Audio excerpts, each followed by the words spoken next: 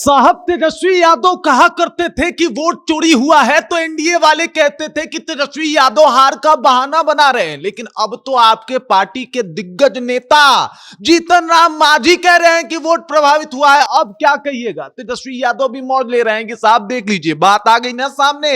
सच्चाई जो है वो कभी ना कभी सामने आती है और ये सच्चाई जीतन राम मांझी सामने लेके आए हैं क्या? क्योंकि बड़े सारे सवाल जो है अब उठने शुरू हो गए हैं। क्या वाकई वोट प्रभावित हुआ है, वोट चोरी हुआ है? क्योंकि अब जीतन राम मांझी का जो बयान सामने आया है और वायरल क्लिप में वो जो बोल रहे हैं उससे तो यही तय हो रहा है साहब कि बड़ा खेल हुआ है। और बहुत बड़ा खेल सिर्फ टिकारी में तो हुआ नहीं होगा, हर जगह वोट प्रभावित हुआ होगा। और इसी का जिक्र जो है वो जीतन राम मांझी ने किया और उसके बाद आरजेडी ने बकायदा इसको हाथों हाथ लिया। लेना भी चाहिए था क्योंकि वोट चोरी एक मुद्दा था। राहुल गांधी इसके ऊपर रैली भी अभी भी कर रहे हैं। तेजस्वी यादव लगातार बिहार घूमे हैं कि भाई वोट चोरी हो रहा है। और ऐसे में अगर जीतन राम मांझी का बयान कुछ इससे जुड़ा आ जाए तो भाई वो तो सोने पे सुहागा होगा ना, मतलब जो भी महागठबंधन के लोग हैं उनके लिए। अब पूरी कहानी क्या है, क्या कुछ बोले हैं जीतन राम मांझी और कैसे नीतीश जी और मोदी जी अपना माथा पीट रहे होंगे कि भाई साहब अब क्या करूं, क्योंकि अब तो मांझी जी बोल रहे हैं साहब, मांझी जी बोल रहे हैं। पूरी कहानी क्या है सब कुछ से आपको रूबरू कराएंगे, सब कुछ आपको विस्तार पूर्वक बताएंगे।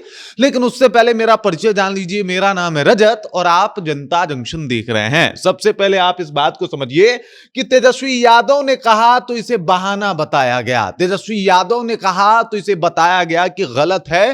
तेजस्वी यादव एक एजेंडा जो है वो बनाने का प्रयास कर रहे हैं। लेकिन ये काम अगर जीतन राम मांझी कर रहे हैं तो इसका मतलब क्या है साहब? दरअसल एक कार्यक्रम में जीतन राम मांझी पहुंचे थे और इन्होंने कहा कि हमारे प्रत्याशी को हराया गया, डीएम को कह के जो है उनको हरवाया गया है और डीएम जो है उनको हराया। पिछली दफा 2700 वोट से हारे थे और इस बार जो है वो 1600 वोट से हारे हैं। दरअसल वो अनिल शर्मा की बातें कर रहे थे। मिली जानकारी के हिसाब से यही पता लग रहा है। अनिल शर्मा कौन? टिकारी से हम के प्रत्याशी जो कि चुनाव हार गए और उन्हीं के समर्थन में बोलते बोलते इन्होंने कहा कि डीएम से जो है वो कहीं ना कहीं पैसा देके या फिर जिस तरीके से भी प्रलोभन देके वोट प्रभावित किया गया और इनको हरवाया गया। इस बयान के बाद जीतन राम मांझी के साथ साथ पूरा एनडीए गठबंधन कटघरे में आ गया और लोग पूछने लगे कि तेजस्वी यादव कह रहे थे कि वोट प्रभावित हो रहा है तो मोदी जी आप कह रहे थे नहीं हो रहा है, नीतीश जी आप कह रहे थे नहीं हुआ है,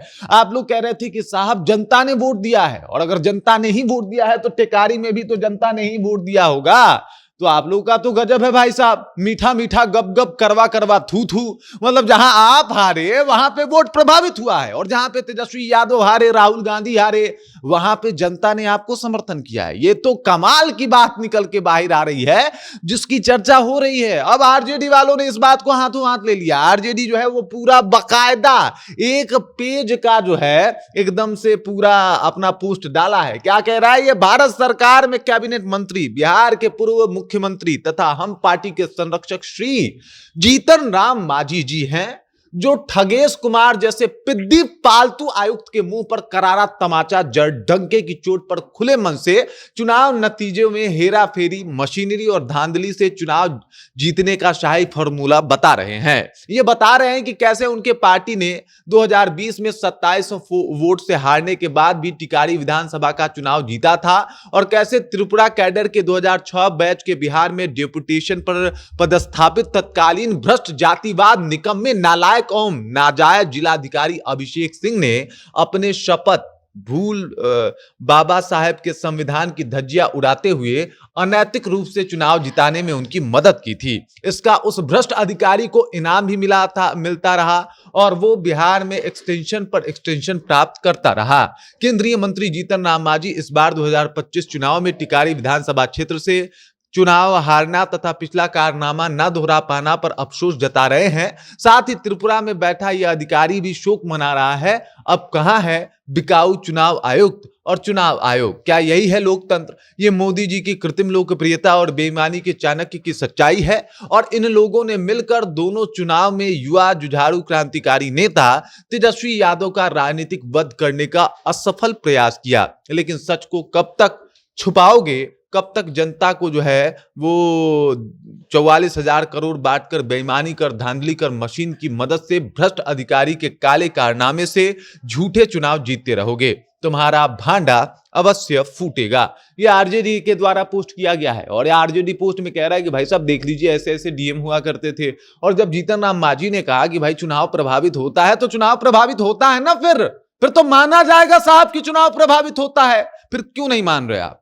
अगर मान लीजिए कि जीतन राम मांझी ने भी ये बात कह दिया कि चुनाव प्रभावित हमने किया या फिर हमारा चुनाव प्रभावित हुआ, तो फिर तो इस बार का भी चुनाव प्रभावित हो सकता है, 2025 में भी चुनाव प्रभावित हो सकता है, ऐसा तो माना जा सकता है। क्योंकि अब इस बात की चर्चा शुरू हो गई है कि तेजस्वी यादव का जो वो आरोप था वोट चोरी वाला, क्या वाकई बेबुनियाद था या जीतन राम मांझी के बाद उस बातों में कुछ सच्चाई भी थी?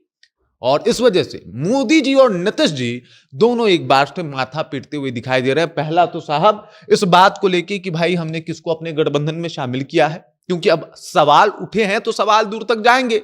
और दूसरा इस बात को लेके कि क्या वाकई हमारा भांडा फूटने वाला है, क्योंकि क्या वाकई इस बातों में सच्चाई है? ये महज एक सवाल है, लेकिन इस सवाल में क्या वाकई सच्चाई थोड़ी सी भी है कि कहीं कहीं वोट प्रभावित हुआ है?